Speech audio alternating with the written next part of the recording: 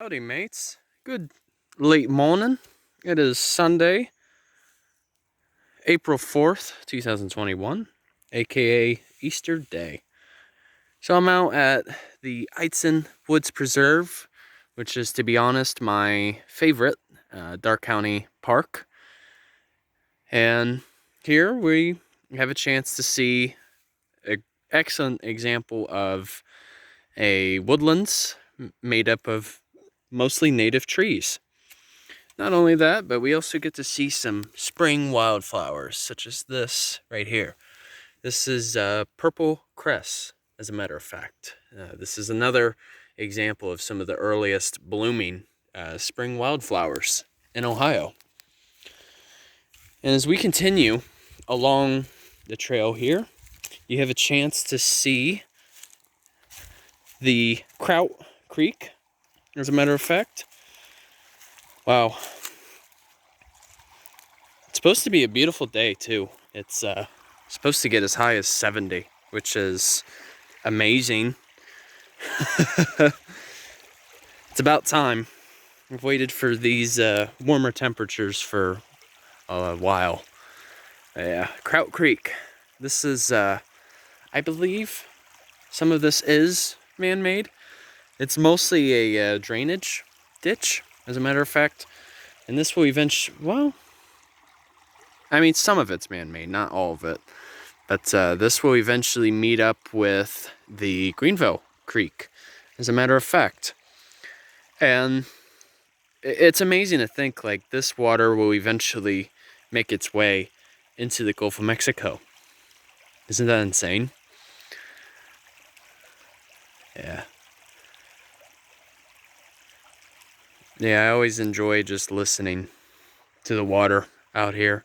It's always very tranquil. Yeah, here's an example of a northern spice bush.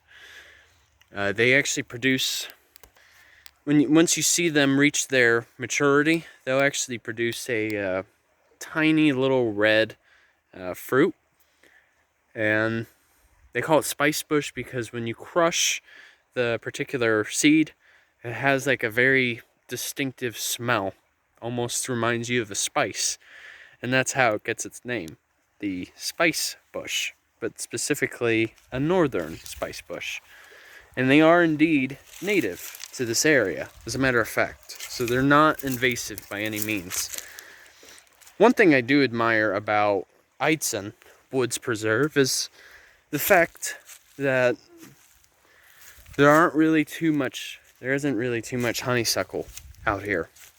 So it's really kept within its natural state, which is fantastic. So as we continue along, this is one of my favorite little landmarks at Eidson. Here's a old red oak that likely died many years ago. I mean, this has been here as long as I can remember. And you have to think, like, it's only a matter of time before this tree will wind up falling. It's getting there. But you figure some of our fellow homies, such as the several different types of woodpeckers, such as the pileated, for example, they slowly like to penetrate into these types of trees.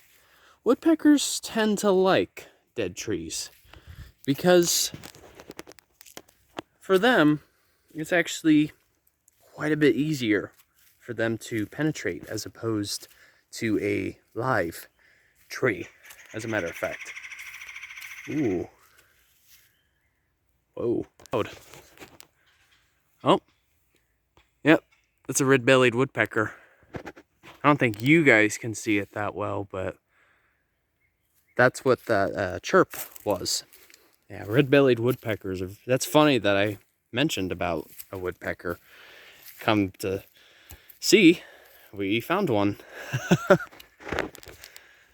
But yeah, there's all kinds of trees out here too. So like we have our sugar maple, and I think if we continue just a bit further, you'll see the American beech. That was a tree I actually talked about yesterday, as a matter of fact.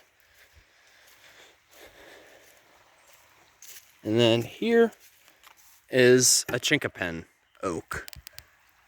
Yeah. Still a little too early, though, to really see any leaves blooming.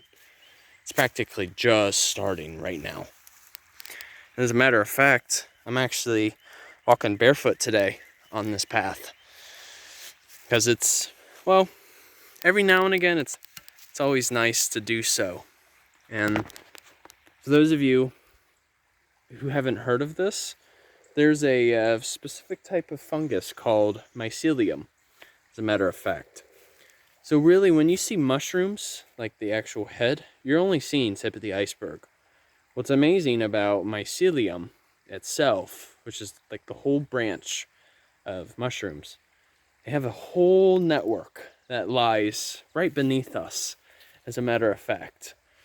And this network is able to communicate with, for example, different types of trees.